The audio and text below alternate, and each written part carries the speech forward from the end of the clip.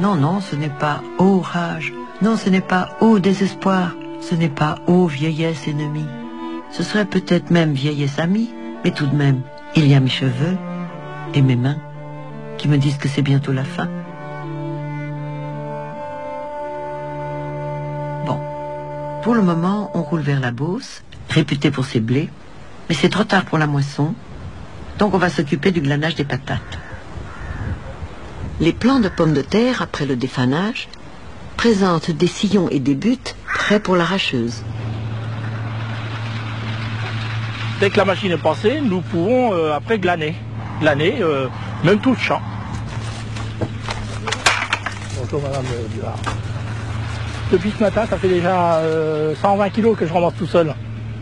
Et là, c'est de la rade qui va avec des filets d'hareng, tout ça. Il y en a beaucoup de restaurants qui l'en prennent. Hein.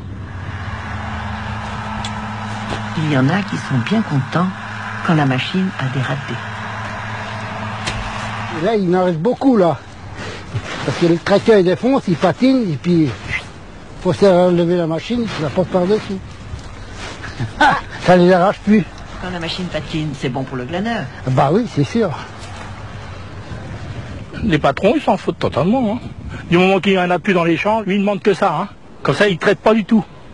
Mais il faut les trier.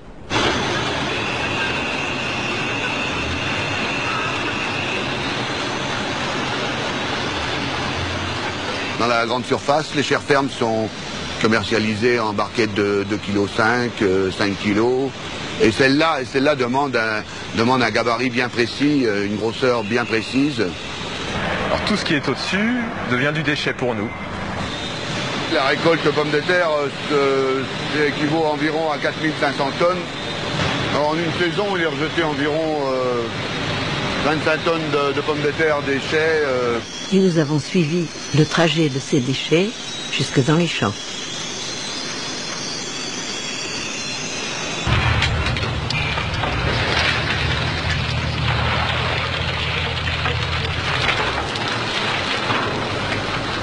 On jette tous les hors calibres, les vertes, les pierres, les coupées par la machine, les accidentées, parce qu'elles sont impropres à la consommation. Pour le commerce, nous on vend des pommes de terre d'une grille 45 mm à 75, tout le reste, tout ce qui est au-dessus est automatiquement jeté.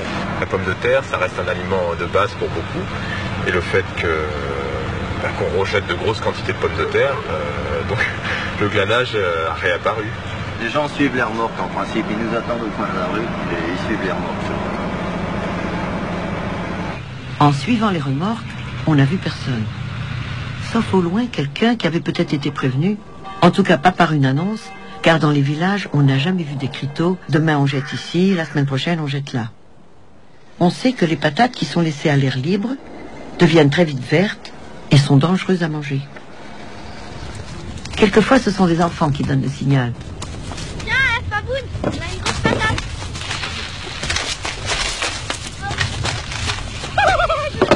Ouais, allez, c'est de la part. Lundi, des patates, mardi, des patates, mercredi, des patates aussi. Jeudi, des patates, vendredi, des patates, samedi, des patates aussi. Dimanche, un gratin de pommes de terre. Voilà, j'en ai ramassé 150 kilos à peu près. Vous voyez, dans les déchets, on trouve il y en a des très grosses. Hein. Il y en a qui sont abîmées, donc on les prend pas. Des trop petites, vu qu'il y en a des très grosses.